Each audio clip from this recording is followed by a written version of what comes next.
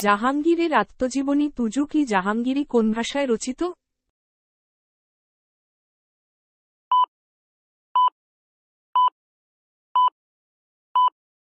Option B পারসি।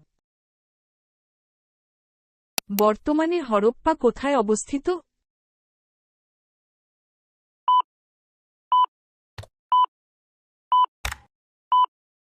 Option C পশ্চিম পাঞ্জাবের মন্টেগোমারি জেলায়।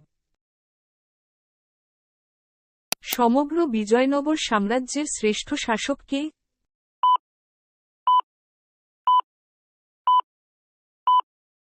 Option C Krishnadeva Raya. Suhrawardi নামক চিস্তি সম্প্রদায়ের এক জনপ্রিয় গুরু হলেন।